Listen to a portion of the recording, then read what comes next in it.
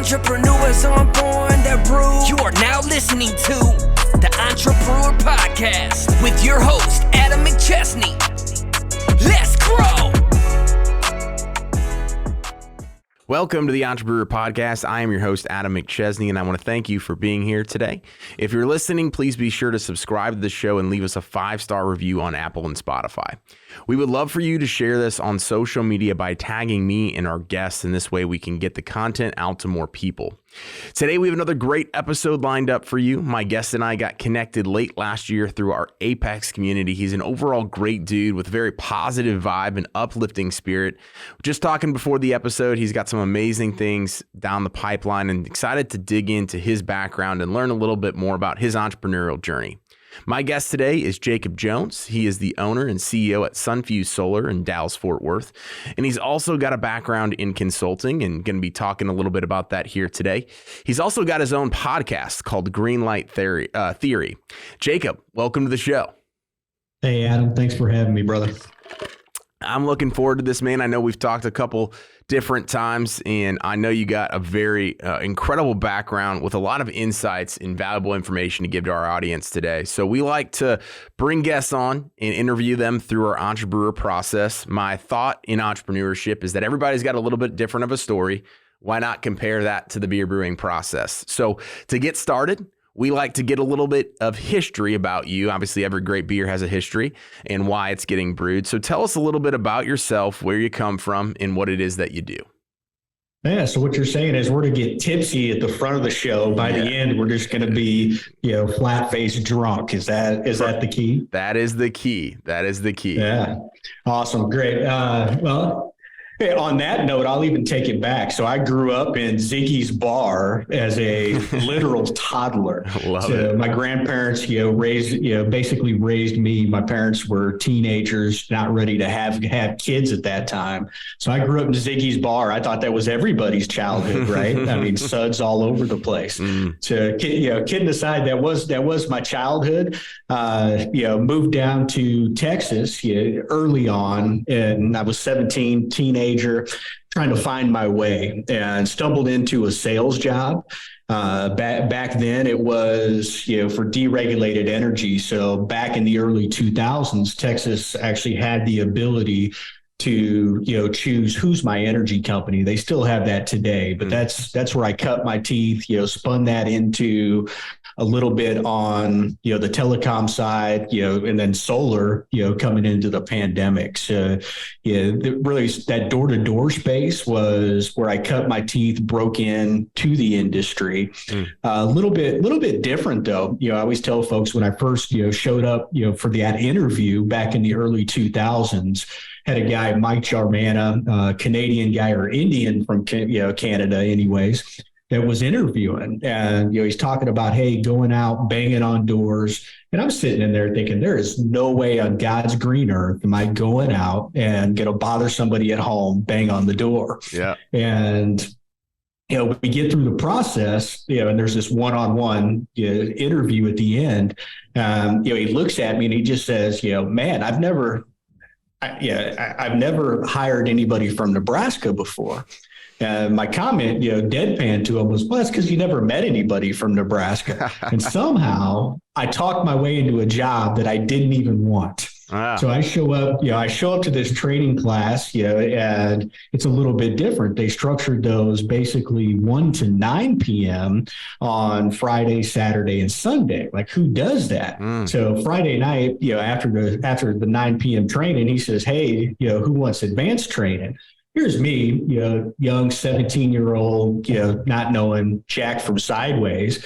I say, hey, sure. And so he takes us out and he walks us into a bar. Now, mind you, I'm not even old enough to be in the joint.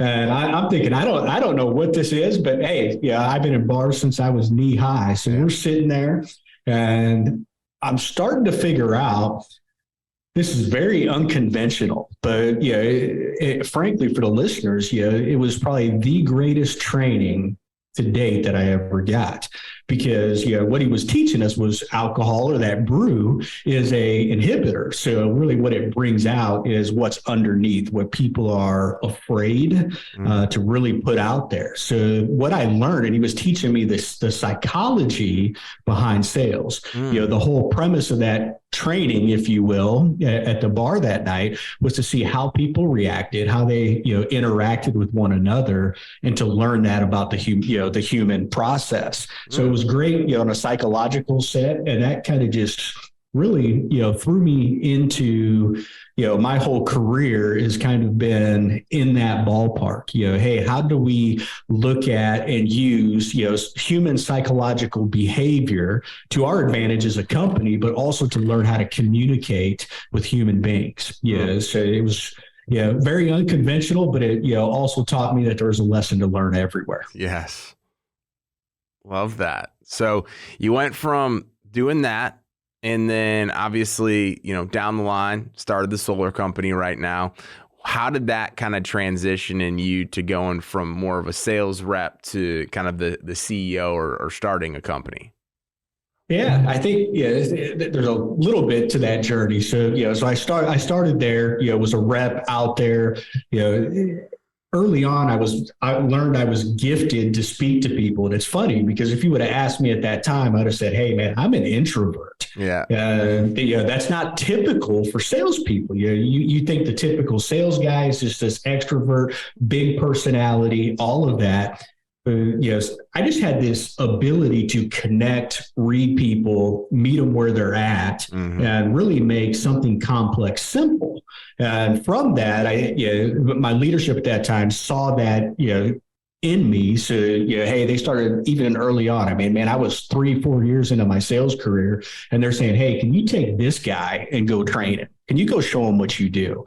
So, beginning that, that process was early on. And I actually had a guy that worked for me in the mid 2000s, and he went over to work on a telecom campaign. So, here I am. He says, hey, you at least got to talk to the owners of this company. So I go to talk to the owners of this company. I walk into this little building in this industrial area in Plano, Texas. And then lights out. I mean, it's just pitch black in this place. And I'm sitting down and I'm talking to, the VP of this company, and he's interviewing me like there's lights on. And I'm letting it go for like 15 minutes. I said, man, I got to ask you. It's pitch black in here. What's going on? And they didn't have their certificate of occupancy. So, my claim to fame is I beat the lights on in that company. Oh, yeah. But they were a St. Louis-based company, up in your neck of the woods. So it was the guys that originally founded, built up, and sold off Charter Cable. Okay. So they actually got into the door-to-door business in those mid 2000s, working for, at that time it was SBC, is what's known as AT&T today. So they were one of the first 3 companies that got the door-to-door contract for that. So, I was employee number 3, came in and really learned a lot of lessons for some guys that built a Fortune, 50 company, and got to see that from absolutely nothing to we grew it to 25 million in annual revenue. Wow. So I was out building sales teams, from coast to coast. I mean, man, I had, Florida, New York, California, Texas, St. Louis, everything in between. And my roles, it was a different hat every day. So, it was a phenomenal training ground because I got to learn, the recruiting side, the staffing side, operations, finance, reporting, sales, development, leadership development. I mean, it was just an awesome decade of my life, that I got to learn everything that goes into building a successful business. For some guys that, obviously built a, huge empire for themselves. And then, come January 2014, man, I just got tired of paying other VPs and senior level folks kids through school. So, I actually partnered up with a, old friend of mine. He was down in, Florida, doing the AT&T deal. And, I partnered up with him. Frankly, he was probably 2 weeks from going out of business. And we were able to take that from 2 weeks from going out of business, put in systems, simplify things, and scale that to 16 million a year. And, you know, AT&T's third largest vendor at that point.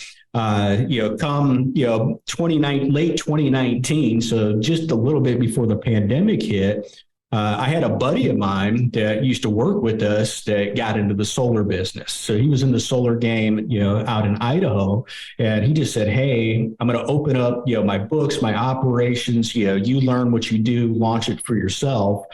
So just super kind and giving in that regard. So, went down that road. The margins obviously were great in solar. So, we added that to our game plan. And then the pandemic hit. And here we were, with 100 plus sales reps and, AT&T, who was our largest contract at that time. We had over 100 sales guys and they said, hey, pandemic hit, we can't have folks going out and banging on the doors. So overnight, we really went from 100 sales guys to nothing to, talk about, your business just being, crushed. And at that time, I always tell folks today that was a blessing and a curse, Adam, because it forced me into some different scenarios where, hey, we couldn't go out and bang on doors. And that's all I knew, right, for, darn near 20 years. So, I had to learn, hey, how do we, generate leads, many different ways, with referral partners, how do we generate leads with social media, with paid advertisement, Google, all of that stuff. And then also we started using VAs as well. So we buy raw age data, dump them in, use VAs overseas to cold call and set up appointments that way. So took a lot of learning, a lot of spent money for sure on that process. But and as you know, in that game, the rules are always changing with the algorithms. So, it was just, hey, how do we get different leads different ways was kind of how that transpired. So I say I almost fumbled my way into the solar industry. So, and it's been great. And then, I'll shut up and let you, fire away. Otherwise, I think I'll just keep rapping. Keep it coming. No, that is really good. Obviously, I didn't know, the entire backstory of where you started, how you got into it. But I think one of the coolest parts about that is there is a subsection of all the businesses, obviously, that went through COVID, right? And people, more importantly, entrepreneurs that took opportunities and ran with it. Obviously, you were one of them to be able to say, hey, this crap just fell on my desk where we had to basically lose our largest client. And then we basically went from 100 sales reps to none. It drastically crushed the business. You had two options at that point, like give up, shut it down, or find a way to make it work, which obviously you did. And I think that's the key part about even what what we have going on right now in the economy, where everybody's freaking out, whether it's real or whether it's not.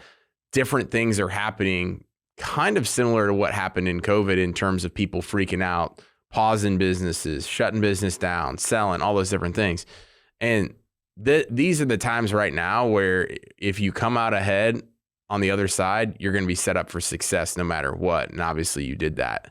I would love to know, because we kind of talk about ingredients here, throughout your entire entrepreneurial journey and just your journey in general, what are 3 things that have made you successful?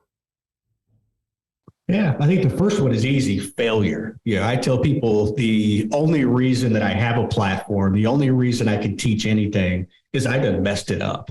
So the first lesson I always taught leaders, and I teach it with, business owners that I coach, is very simple. It's go fail. And a lot of times they look at me with these big, huge bugged out eyes, like that's crazy. Like, why would you tell me go fail? And my idea there is, go make the mistake, right? And there's a difference between knowing that was something wrong to do and it being a hustle mistake. Go make the hustle mistake, learn from it. But don't make the same mistake twice, right? So, make that mistake, learn from it. Let's go make another mistake. And it's amazing, right? Because 2 things happen. You're being empowered to actually take action instead of sitting around being afraid. And, the best way I can put that up is, hey, have no fear of failure, but have a desire to excel. to, when you break that down, is, man, and that's what I'd say is you talk about, hey, coming out of COVID, or going into COVID or going into any economy. And I look at it as none of that phases me. None of that, should ever bother me, because when I look at it is I came from nothing. What are you going to do? Take it all back from me? I'll just build it back again. Like that is really, the mindset that I have. And I don't know if that is, smart or dumb, but it's done me well, at least in, 4+ decades on God's green earth. So I think that's the first one is fail fast. Just don't make that same mistake twice. The second thing that I would say is, simplicity. And what I mean by that, Adam, is nothing is reproducible unless it's simple. So that's just something I've always, had a knack for. I've always looked at and said, hey, whatever, system you have, it has to be so simple that, you can take a brand new person and, reproduce that and reproduce it quickly. So, how we've been able to scale and do those things is that principle. We look at it and say, hey, frankly, I love using my 12-year-old. She's my youngest of 5. So, if I can teach it to her and she can turn around and teach it to someone else, now we're cooking with peanut oil, because now I can take that, I can implement that in my business.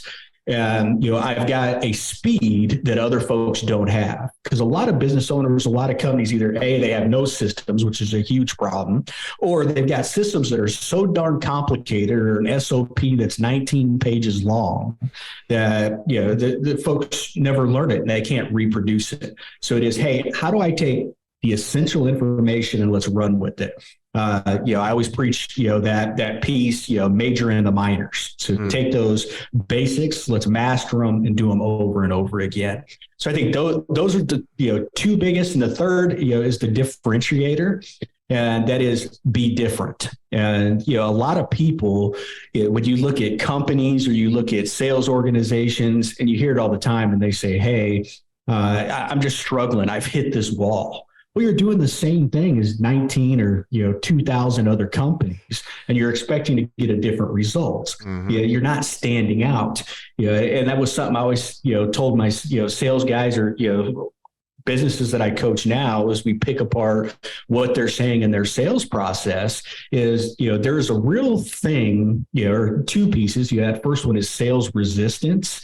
And that other one that you see a lot of is they just tune you out. They're numb to it. And they're numb to that sales pitch or your marketing, because it looks the same as everybody else's. So I'm constantly challenging myself, the folks in our company and those that I coach is, hey, how are you different from, that person that picks up the phone and says hello, to your follow-up, to, your sales, pipeline, everything. What's different? Because if it's not different, you don't stand out. So I think those are the 3 that, really stick out for me. You can fire away questions. I'm happy to break down more on any of them. That would make a great beer. I was just talking. I just did an episode. Guy goes, yeah, my ingredients would make a great IPA. But I think some of the key things that I take away from that is I think so often we are afraid to fail because it more so hits the ego, and we think that it is us giving up, and we're not willing to see what's on the other side of that failure. But looking at it as you're talking about as failing fast, just don't make the same mistake twice. I love that. But then kind of bulletproofing the entire system by keeping it simple and being different, that's a great formula for success. The more complex something is, the harder it is, not just for people to come in and do exactly what you're doing, but to scale it, right? People don't buy or invest into businesses that are people oriented, meaning that you have to have X person, you have to have Jacob, you have to have Adam in there. Without Adam or Jacob, that system fails. You have to have it simple. And the being different aspect is there's really nothing out there right now that doesn't have direct competitors doing exactly what we're doing for 99.9% of businesses. So I love those ingredients, and just kind of tying this all together. Of all those things, is there one specific lesson that you would pass along to an entrepreneur if that entrepreneur is like, hey, Jacob, I want to save years worth of making those mistakes. Like, what is the one specific thing that you would share with them to help them avoid those pitfalls? Yeah. Yeah, that's a tough one. Good question. Hey, if I had to say one, it would be learn from others' mistakes. Right. And I think that's key. There's so much out there. And that's one of the reasons that I launched my podcast is I felt there's a lot out there in the space that talks about success. And I believe, there's a definite place for that. But there's very few that do a deep dive and say, hey, where'd you screw up? What mistakes did you make? And how could we turn, that red light into a green light? Yeah, like that was the, premise of that, and the beauty for me. And I just wanted to give back in that regard and look and say, hey, everybody out there, and I'll go back to the beginning, going into that bar, right? Very unconventional. That's not your normal sales training, but seeing, hey, there's a lesson in there. And I always look at that and say, hey, what can I learn, from their example, whether that's positive or negative, right? Because in every situation and every human being, there is a lesson. So every day you have the opportunity to learn and skip those things. And it doesn't have to be in business. Like I've learned so much as a leader just from my kids. Yeah. So being a father and seeing that, learning how to, 5 different human beings that came from the same 2 parents, but 5 different personalities, learning to, adapt and, hey, I got to speak to this one different than this one. So, it's, hey, look around you and there's a lesson everywhere if you're willing to learn it. Yeah, no, I think that is one of the most powerful things that makes not just a great salesperson, but a very effective and lethal serial entrepreneur at that, is being able to go and this is what I've always done. So I played sports all the way growing up. I played college soccer and I was never the best. I was never the fastest. I was never the strongest, but I could always see 1 or 2 plays ahead in everything. And I would learn from other people. I would find their tendencies and figure out, I know that I'm not going to be able to be faster, stronger, or better than them, but I know that I can take advantage when I see my opportunity. And I know that I can extract a lesson to be able to condense time. And that's, I think, one of the biggest, most influential things that you can have is if you have that vision and you understand your strengths and weaknesses. I think that's the other thing that most entrepreneurs struggles with is that they're like, oh, I can do everything. I want to wear all the hats. I want to have control over the situation. The quicker that you can understand what your true strengths are, not the ones that you want to be your strengths, and then understand and identify those weaknesses and be self-aware, that is such a integral aspect of being effective. Yeah, I think, to piggyback on that, I think what most entrepreneurs, at least what I have found that they struggle with, is really understanding their why. And what I mean by that is there's a lot of, I call it counterfeit in the entrepreneur game, and it's not really their fault. Yeah. So I'm not throwing that on anybody. What I mean by that is, hey, they see that guy over there. He's got the Lambo. So it becomes a counterfeit. Oh, I must want a Lambo.